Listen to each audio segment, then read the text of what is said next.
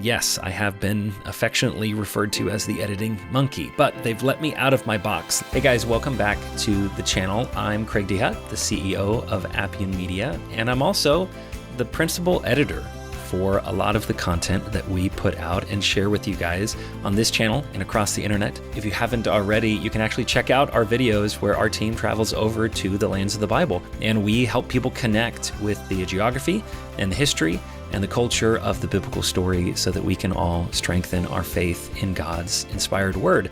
These are not the typical videos that I make. In fact, usually I'm one of the guys behind the camera rather than in front of it, for good reason, as I'm sure that will become obvious to you as this video goes along. But I really wanted to share with you a little bit of the behind the scenes of what it takes to edit together some of our videos. So if you have been following us for a little while, back in the fall of 2025, our team traveled over to Israel and to Turkey and to Greece, an 18-day production trip, because we are producing the first half of a series that we're calling Your Kingdom Come. This is a series on the book of Acts and some of Paul's epistles and his missionary journeys. This is something that you all have been asking us for since the days of following the Messiah in our first couple of years. So now we're finally doing it. After 18 days of traveling, our team came back with, 15 terabytes worth of footage. And I just wanted to spend this video and probably some subsequent videos, as this process will take the next several months.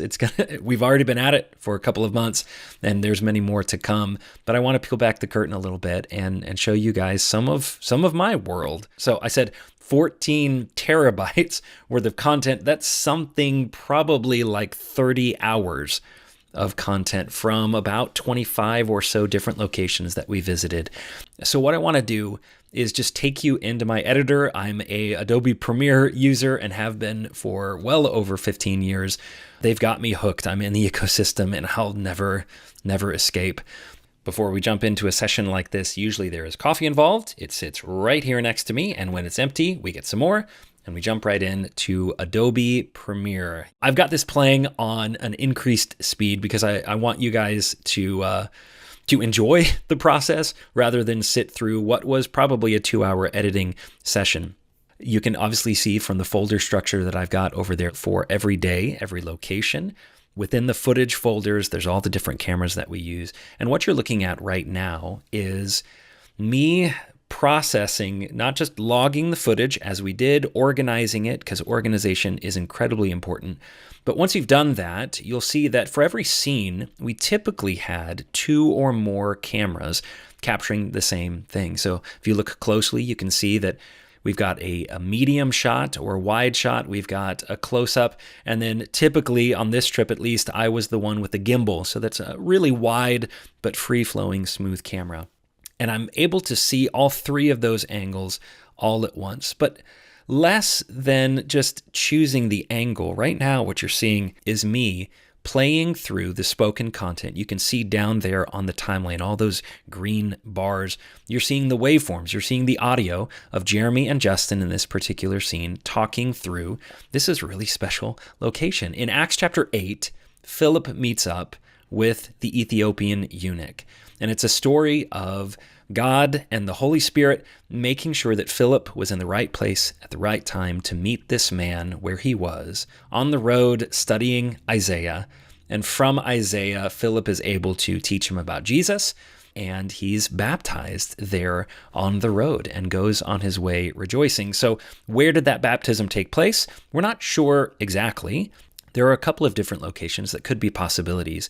So we chose the Hania Spring. It's just outside of the city of Jerusalem, and we use that location to discuss this. Well, as you'll see, there's a lot more here than we're going to need for the entire scene. In fact, just the talking, without any visuals, without what we call B-roll, it's over 9 minutes long, and the scene doesn't need to be that long. I'm planning on cutting it down to close to probably 2 to 3 minutes, maybe more if the content is there, but we do multiple takes. Sometimes they, as I do, stumble over their words, and that needs to be trimmed out. You'll see me just very quickly taking out the uhs and ums, the pauses, You'll even see, because this happens, there are red markers I will indicate through coloring labels. There's a blooper in this scene, and obviously I'm going to be gathering those together and making a video for you all later on.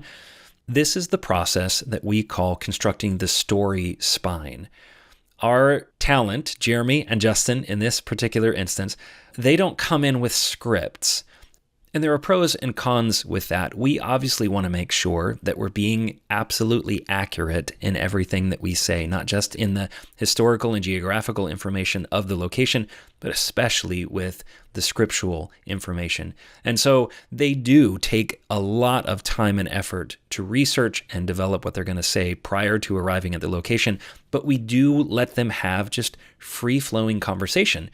And the blessing of that is it's a lot more engaging to listen to. It's a lot more authentic. It feels less forced. The downside of that is that people stumble over their words. We all do. And so they're not necessarily giving each other cues that they've practiced ahead of time. Sometimes Jeremy might say a line and kind of kick it off to Justin, and Justin may miss the cue. And then there's laughter and ribbing and things of that nature.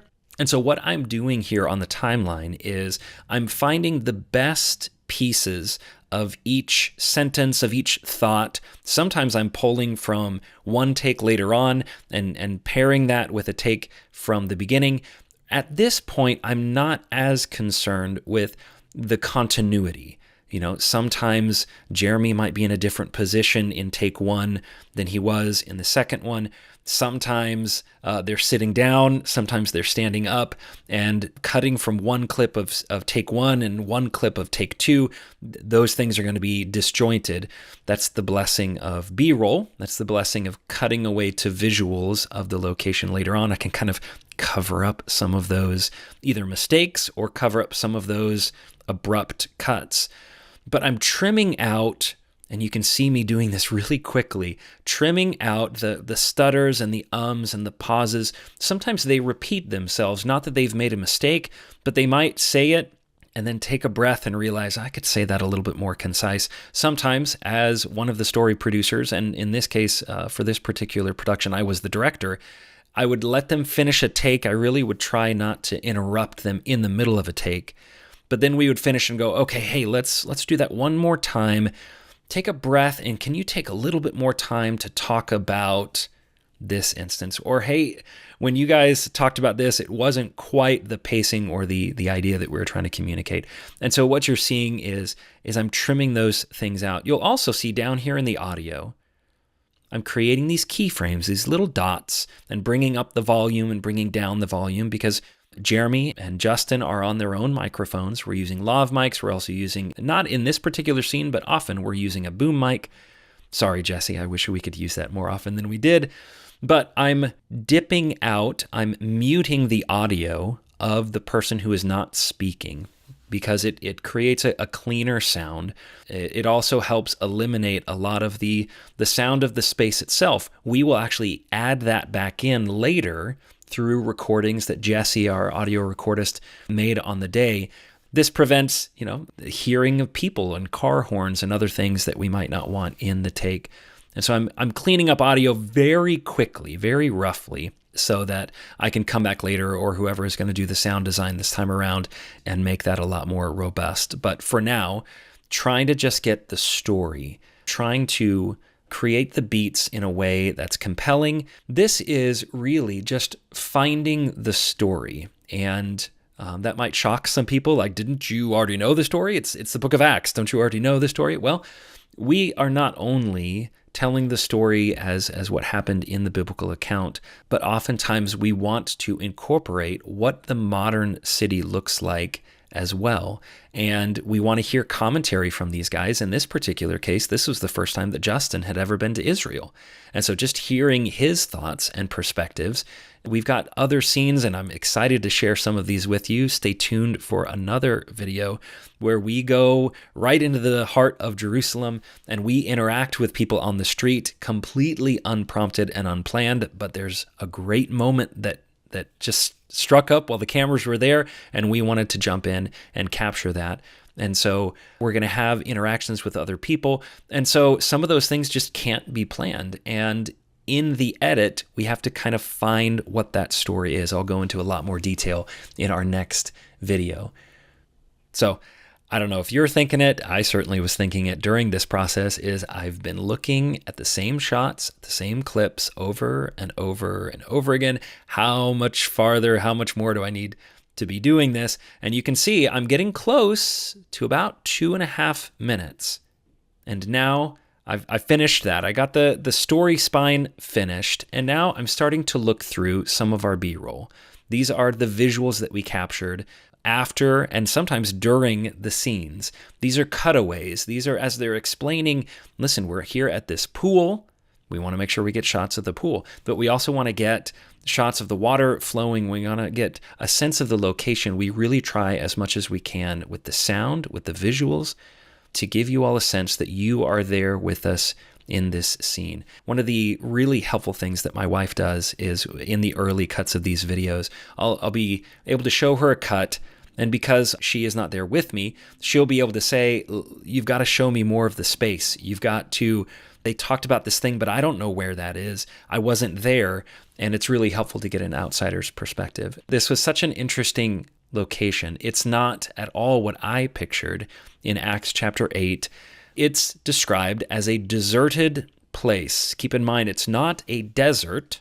He was traveling from Jerusalem back to his home, and he was on the road from Jerusalem to Gaza. We decided to stay closer to Jerusalem and farther from Gaza in this particular instance, but it's not a desert. It doesn't mean that there's no plant life, that there's no vegetation, and that there's no water. The story indicates to us that they come across some water.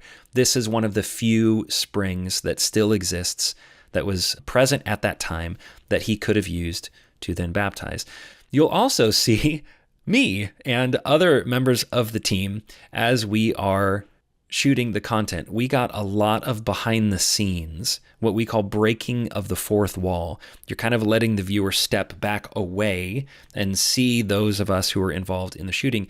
We're going to be doing a little bit of that in this story. We want people to understand that, yes, Jeremy, Justin, and their guides were there, but so were the other members of the team. And so you'll see some of those things incorporated. Sometimes we're looking for scenes like this, where we're walking into the space. You'll see other members of the team, but Jeremy and Justin kind of walking in and then entering into the scene. And so I'm looking through folders that I have already organized and managed based on different cameras. And so I'll know where I'm looking for. I'm looking for more behind the scenes videos. That's going to be in camera D. And that's where Nolan, who does a great job capturing the behind the scenes moments, as well as this time around shooting a lot of our B-roll, that's where I know I can find his content. And you can see as I'm placing some of the B-roll on top, these are just really quick cuts just to give a sense of the space. I'm going to be coming in after this and placing far more clips and looking for other pieces of content. Right now I'm looking for shots from Jerusalem. So they are making mention of the story where obviously the Ethiopian was coming from Jerusalem, and I want to give a sense of space there. How long does something like this take? Well, you're seeing again a time lapse, a sped up version of this process to take this scene from its logged version into a multicammed version where you see the separate different cameras, to then take it into an uncut form. The uncut video was about 10 minutes long, and to make it into a 2.5 minute scene, this process probably took me about 2.5 hours. And there are 25 or 26 of these scenes that are going to be worked together in addition to some of the transitional moments between scenes that I'm really excited to share with you. So 2.5 hours to create a story spine of one scene. Each episode of this series, we're going to have 13 episodes with multiple scenes in each episode. We're hoping for 15-20 minutes for every episode that we create, and this is just one of those scenes, and that's just for the story spine. Now we're going to go back in and add visuals. There's going to be music and audio and graphics and maps and all the things that we love to add to really help you feel like you were there in the space with us. The next process for this particular scene is to do our first cut. And that's where we start adding in those visuals and start making it into what feels like a cohesive scene. Thanks so much for letting me explain a little bit of this process. I hope this was interesting to you. I know this is not a typical video for us, but we're planning to release these as post-production continues on Your Kingdom Come. So thanks for letting me show you my world. And if you haven't already, go ahead and like the video, subscribe to our channel, watch the videos that we've created from various lands of the Bible, and stay tuned for more videos.